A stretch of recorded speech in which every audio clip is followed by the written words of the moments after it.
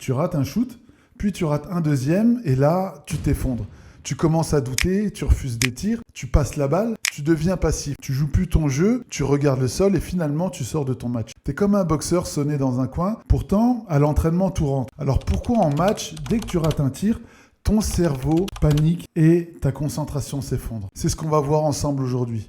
Dans cette vidéo, tu vas découvrir pourquoi les grands tireurs comme Stephen Curry peuvent être à 1 sur 10 et quand même continuer à shooter avec confiance. Tu vas comprendre que le problème, c'est pas le tir raté. Le problème, c'est ce que ton cerveau en fait. Salut à toi, je suis Steve Alexandre, je suis préparateur mental et j'aide des joueurs de basket à retrouver leur calme, leur confiance et leur lucidité quand la pression monte. Ce que je vais te montrer aujourd'hui, c'est comment garder ta concentration et ton agressivité, même si tu rates plusieurs tirs, et reste bien jusqu'à la fin parce que je vais t'offrir un cadeau qui va t'aider à être bien meilleur sur le terrain et à marquer plus de paniers.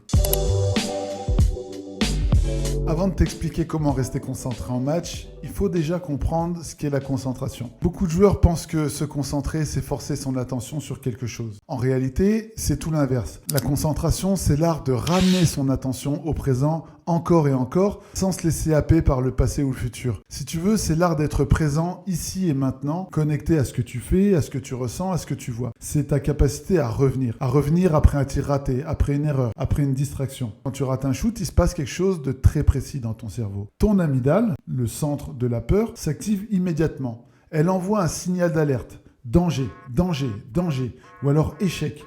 Et ce signal, il te coupe de ta zone de lucidité. Tu passes de ton cortex préfrontal, c'est-à-dire la partie du cerveau qui analyse, la partie du calme et de la prise de décision, à ton cerveau reptilien, celui de la survie. Donc tu ressens de la peur, tu doutes, tu te contractes. Et la prochaine fois que tu reçois la balle, tu hésites. C'est pas le tir raté qui te bloque, c'est la peur qui se répète. La plupart des joueurs détestent rater et dès qu'ils ratent, ils arrêtent de shooter. Pourquoi ? Eh bien, parce qu'ils associent la réussite d'un tir à leur valeur personnelle. Dans leur tête, ils se disent « si je marque, je suis bon, je suis en confiance, donc je continue de shooter ». Par contre, si je rate, on va me traiter de croqueur. Résultat, eh bien, à chaque tir raté, leur confiance chute, leur concentration s'effondre et leur cerveau passe en mode auto-sabotage. Et tu sais quoi ? Arrêter de tirer après quelques échecs, c'est un peu comme si, quand tu étais bébé, tu tombes une fois, 2 fois, 3 fois et tu décides d'arrêter d'apprendre à marcher. Si tu avais fait ça aujourd'hui, tu seras encore à 4 pattes. Personne ne fait ça. On tombe, on se relève et puis on recommence. Eh bien, c'est exactement la même chose avec ton tir. Rater, ça fait partie du processus. Le problème, c'est pas de tomber. Le problème, c'est d'arrêter d'essayer. Si tu arrêtes après 3 chutes, tu marcheras jamais. Tu arrêtes après 3 tirs ratés, tu marqueras jamais, tu progresseras jamais. Mais laisse-moi te dire une vérité simple. Les meilleurs scoreurs sont aussi ceux qui ont le plus raté. LeBron James, qui est actuellement le meilleur scoreur de l'histoire de la NBA, il a raté plus de 15 095 tirs en 1490 matchs, soit environ 10 tirs ratés par match.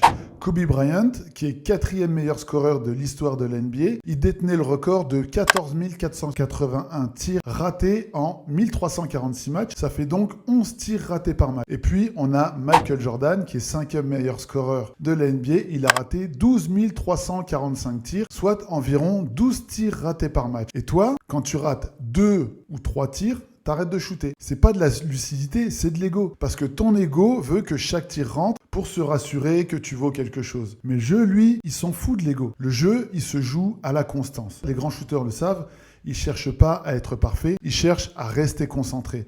Ils cherchent à continuer à tirer, à exécuter, même quand le panier ne leur sourit pas. Michael Jordan, il disait d'ailleurs, dans ma carrière, j'ai raté plus de 9000 paniers. J'ai perdu plus de 300 matchs. 26 fois, on m'a fait confiance pour prendre le dernier tir et j'ai raté. J'ai échoué encore et encore dans ma vie et c'est pour ça que j'ai réussi. Les meilleurs joueurs, donc, ils ne réussissent pas parce qu'ils ne ratent jamais, ils réussissent parce qu'ils continuent à rester concentrés malgré les échecs. Laisse-moi te présenter une ressource essentielle pour toi. J'ai créé une vidéo gratuite, les 7 erreurs mentales qui freinent ta progression au basket. Elle est complémentaire à cette vidéo. Si tu veux vraiment passer un cap au basket, le lien, il est dans la description. À court terme, ton job, c'est de revenir dans le présent, ici et maintenant. Chaque fois que tu rates, ton cerveau, il reste dans le passé, focalisé sur un tir. Puis ton cerveau, il va fantasmer un futur négatif. Tu te dis, et si je rate encore? Et si le coach me sort? Et si le public me siffle et mes coéquipiers me traitent de croqueur? Alors, pour casser cette boucle, Tu dois ramener ton attention à l'instant présent. Respirer profondément, sentir tes appuis, sentir le ballon, regarde le panier, regarde la balle, respire encore une fois, puis répète-toi delete. Et là d'ailleurs, on va revoir la séquence de Tony Parker. Delete. J'avais du mal des fois quand je commençais un match et je loupais mes 3 premiers tirs, je me disais oh ça va être un match de merde et ça je me prenais trop la tête et donc ça affectait mon prochain tir. Et un jour j'ai demandé à Kobe Bryant, j'ai fait Kobe, tu penses à quoi? Et Kobe il disait delete. Il disait genre ta tête c'est un ordinateur, t'appuies sur delete, ça n'existe plus. En fait ça n'a jamais existé ce tir là. Comme ça affecte pas le prochain tir que tu vas prendre. Et donc il me disait delete. Et je sais pas pourquoi le jour où j'ai commencé à me dire dans ma tête ordinateur delete, delete, delete. Et j'ai commencé à être beaucoup plus régulier. Et ensuite, donne-toi une tâche à réaliser dans la minute, voire la seconde qui vient. Comme aller au rebond offensif, mettre la pression sur l'attaque, sprinter pour le repli défensif. Et ce geste simple te ramène dans le moment présent. D'ailleurs, j'ai fait une vidéo complète sur comment transformer ton stress en énergie positive. Elle complète parfaitement ce sujet. Tu peux la regarder, elle est juste ici. De la même façon que tu ne peux pas changer un coup de sifflet de l'arbitre, tu ne peux pas non plus changer le résultat d'un tir raté. Tu peux juste influencer ton prochain tir. Rater un tir, c'est un fait. Par contre, se déconcentrer, c'est un choix. C'est ton choix. Dans ma méthode Mind, le I, c'est installer la concentration. Et pour ça, on travaille sur des habitudes mentales solides.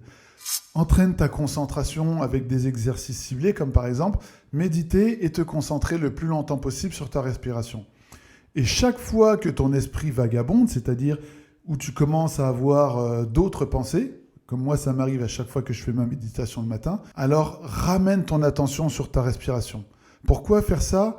Eh bien, pour augmenter facilement ton niveau d'attention entre chaque tir. Tu peux aussi chercher d'autres façons d'impacter le match. Si ton tir ne rentre pas, si tu n'es pas forcément adroit lors d'un match, cherche une autre façon d'impacter le jeu. Attaquer le panier. Par exemple, fais une passe décisive, joue des driving kicks, crée du mouvement. Et petit à petit, ta concentration revient. Et les tirs aussi. Donc, ne cherche pas à être parfait. Cherche à rester présent. Si tu veux continuer à progresser mentalement, pense à t'abonner à la chaîne et à mettre un like sur cette vidéo. Ça m'aide à la faire découvrir à d'autres joueurs qui, comme toi, veulent performer avec un mental fort au basket. Ensuite, à long terme, on installe le calme du shooter d'élite. Si tu veux, c'est cette capacité à ne pas juger le tir, mais à observer sans paniquer. Stephen Curry, il ne pense pas « je dois marquer ». D'abord, il pense « je dois exécuter ». Et très rapidement, il se dit « je vais marquer ». Il n'a même aucun doute par rapport à ça. Et donc, il reste dans le processus. Et c'est ça la vraie concentration. C'est ramener ton attention sur ce que tu contrôles, c'est-à-dire tes pensées, tes émotions et tes actions. La prochaine fois donc que tu rates un tir, ne laisse pas ton cerveau t'entraîner dans la peur. Respire, regarde devant et rejoue. Parce qu'un bon joueur, ce n'est pas celui qui marque tout, c'est celui qui reste présent même après l'échec. Et si tu veux apprendre à renforcer ton mental, à garder ta lucidité et ton calme après chaque tir raté, réserve un appel diagnostic avec moi. En 30 minutes, on regardera où tu en es aujourd'hui, là où tu veux aller et ce qui te bloque pour y parvenir. Et je te montrerai comment retrouver ta concentration, même quand le panier ne te sourit plus. Si cette vidéo t'a liké, like, abonne-toi et partage-la à un coéquipier qui doute dès qu'il rate un tir. Et souviens-toi que les tirs manqués appartiennent au passé. Le tir suivant, c'est ta prochaine opportunité. Je te remercie pour ta fidélité, je te remercie pour ton écoute.